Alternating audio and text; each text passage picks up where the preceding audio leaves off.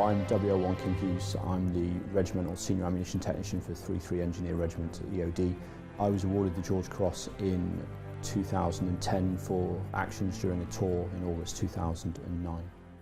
The job or the task we had that morning was to clear a route.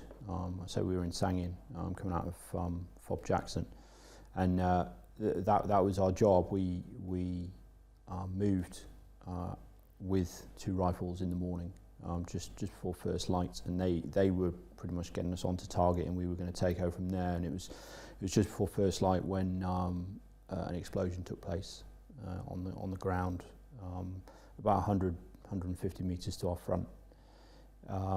We went to ground just to listening to what was going on. We didn't know if anyone was injured, and in doing so, what we subsequently did is we cleared a emergency helicopter landing site to the left of our position.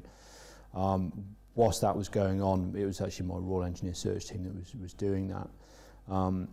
We heard a second explosion, and at that point now we realised that something had gone drastically wrong that morning. We then got called forward to the scene, if you will, and it's then where we saw exactly what happened. And subsequently, unfortunately, one of the patrol had stood on an improvised explosive device, a pressure plate IED, and in doing so got quite badly injured.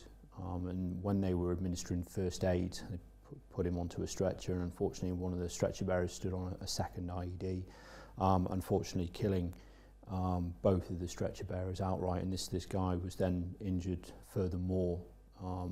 It was very weird at first. It was like an almost eerie silence to it. There wasn't really much going on. There was a lot of guys on the ground not moving, and it's only really then we started hearing, it's unfortunately one of the young girls, the medic that was injured, she was quite badly injured. Her leg was quite bad, and she was starting to scream, and that's really then it only really came sort of to like what had gone on. And it's at that point now where we just cracked on with it. My searchers did an outstanding job clearing up to the wounded soldiers.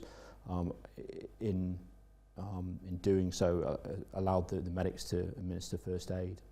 To be honest, we were there to do a job, and it was to clear the path to the injured and the fallen soldiers. In everything we do, in certainly that period in Afghanistan, there was devices all over the place. So in doing so, when my guys were clearing around the casualties and clearing around the fallen soldiers, subsequently more devices were found.